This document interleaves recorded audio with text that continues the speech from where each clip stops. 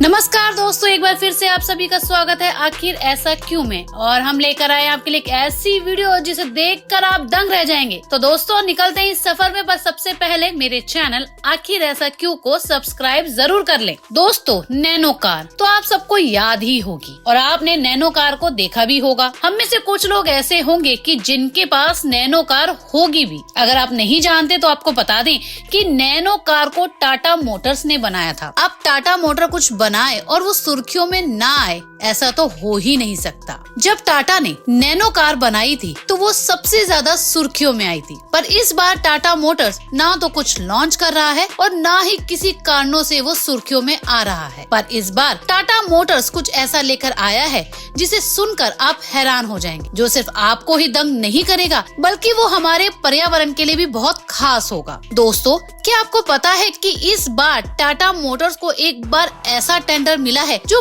पर्यावरण के लिए बहुत ही खास है। इस बार जो टेंडर मिला है वो एक स्टेट का नहीं बल्कि पूरे 5 स्टेट का है। इस टेंडर के बारे में जानकर आप हैरान हो जाएंगे, क्योंकि इस टेंडर से नेचर को बहुत ही फायदा होने वाला है। जानना चाहते हैं तो वीडियो के अंत तक जरूर बने रहे, लेकिन याद है ना कि आपको क्या करना है, चैनल को सब्सक्राइब करना है। वैसे तो ये टाटा कंपनी हमारे घर तक घुस आई है, जैसे कि टाटा नमक, Tata Motors, Tata Power Steel, Tata ही टाटा, टाटा केमिकल्स और भी न जाने क्या क्या। आपको जानकर हैरानी होगी कि टाटा कंपनी 100 से अधिक देशों में सुई से लेकर टैंकर भी बना रही है। पर दोस्तों सुनने में जितना आसान ये लगता है, दरअसल उतना आसान है नहीं। आज की वीडियो में जानेंगे टाटा कंपनी के बारे में कुछ ऐसी बातें जिन्हें जानकर आप दंग रह जाएंगे। आप जानेंगे कि किस्मत कैसे मेहनत से बनती है, ना कि हाथ पर हाथ रखकर बैठने से। साथ ही आपको इस वीडियो में उस टेंडर के बारे में बताएंगे जो हमारे पर्यावरण के लिए काफी खास है। वीडियो को अंत तक जरूर देखें। वीडियो शुरू करने से पहले दोस्तों आपसे गुजारिश है कि हमारे चैनल आखिर ऐसा क्यों को सब्सक्राइब जरूर करें। पहले जानते हैं रतन टाटा की जिंदगी से जुड़े कुछ खास पहलू। रतन टाटा, जिनका जन्म 28 दिसंबर 1937 को सूरत यानी गुजरात में हुआ था। रतन टाटा के पिता नवल टाटा और माता का नाम सुनी टाटा है। उनके दादा का नाम जमशेदजी टाटा है। कहते हैं कि रतन टाटा की एक सौतीली माँ भी थी जिसका नाम सिमोन टाटा था। जब रतन टाटा 10 साल के थे तब उनके माता पिता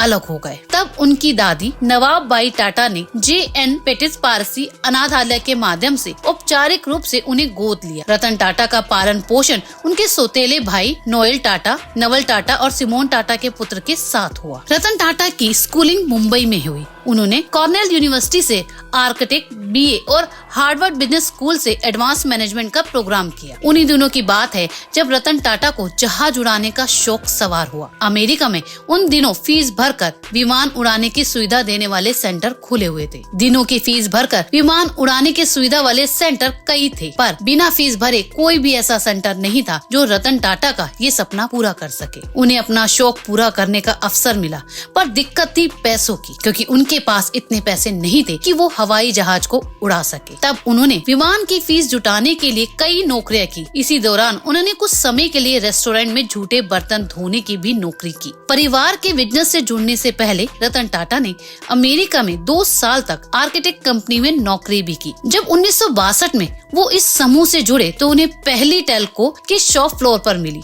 इसके बाद उन्होंने टाटा स्टील के साथ अपने करियर की शुरुआत की। टाटा स्टील ने उनकी पहली नौकरी ब्लास्ट परफॉर्मेंस टीम में काम करने की थी। इस काम में रतन टाटा फावड़े चलाकर चूना पत्थर उठाया करते थे। एक बार रतन टाटा ने एक इंटरव्यू के दौरान खुद इस बात का जिक्र किया था। रतन टाटा ने बताया था कि जब वो IBM के ऑफिस में थे तो उन्हें JRD का फोन आया था, जो काफी नाराज थे। फोन पर गुस्सा करते हुए रतन टाटा ने कहा कि तुम भारत में रहकर IBM की नौकरी नहीं कर सकते, तुम्हें हमारे ही समूह को ज्वाइन करना होगा। फिर क्या था, रतन टाटा ने 1961 में टाटा ग्रुप के करियर से शुरुआत की। 1991 में इसी कंपनी के चेयरमैन भी बने। साल 2012 में वो रिटायर भी हुए थे। हैरान करने वाली बात ये है कि जिस कंपनी से रतन टाटा ने अपने करियर की शुरुआत की थी वो आज रतन टाटा की ही है। पर ऐसा नहीं है, इस कामयाबी की सीढ़ी चढ़ने पर रतन टाटा ने काफी नाकामयाबी भी फेस की है। कई बार टाटा कंपनी को हार का मुंह भी देखना देखना पड़ा है। 1971 में उन्हें national radio and electronic company limited के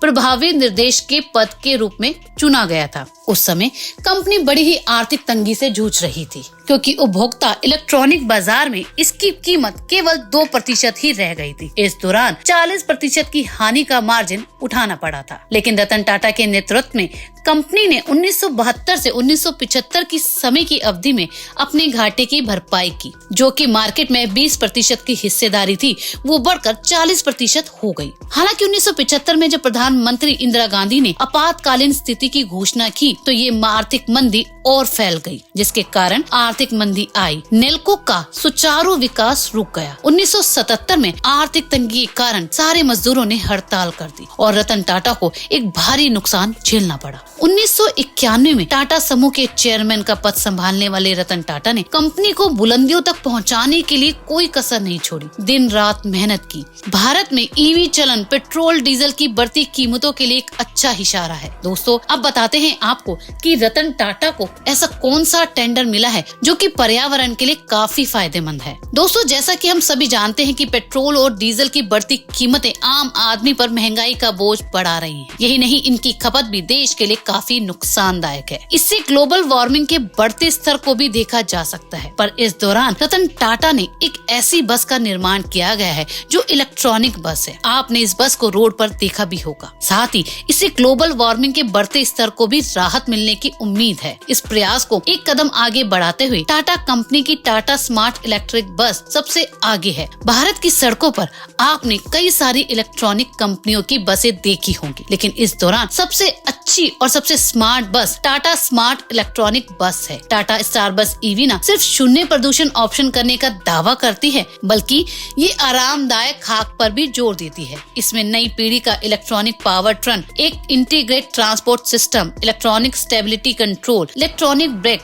डिस्ट्रीब्यूशन, 35 यात्रियों के साथ बैठने की जगह, एडवांस टेलीमेक्सिस सिस्टम और लो फ्लोर के साथ आसानी से एंट्री और एग्जिट भी देखने को मिलती है। सड़कों पर चलती ये बस बहुत ही शानदार है और इससे प्रदूषण भी 0 मात्रा में होता है। इस बस को बनाकर जहां रतन टाटा की कंपनी एक अच्छी बस यात्रियों को दे रही है, वहीं इस बस से 0 प्रदूषण पर्यावरण के लिए काफी फायदेमंद है। देश के विभिन्न शहरों के परिवहन विभागों को अब तक ऐसी 900 बसें सप्लाई की जा चुकी है। ये सिंगल चार्ज पर 150 किलोमीटर की रेंज देती है। टाटा मोटर्स की ये बस न केवल देश के लिए फायदेमंद है, बल्कि पर्यावरण को भी काफी फायदा पहुंचा रही है। ये थी रतन टाटा की जिंदगी से जुड़ी कुछ अहम बातें। दोस्तों, आपको ये वीडियो कैसी लगी हमें कमेंट करके जरूर बताएं। साथ ही हमारे चैनल को जरूर सब्सक्राइब करें।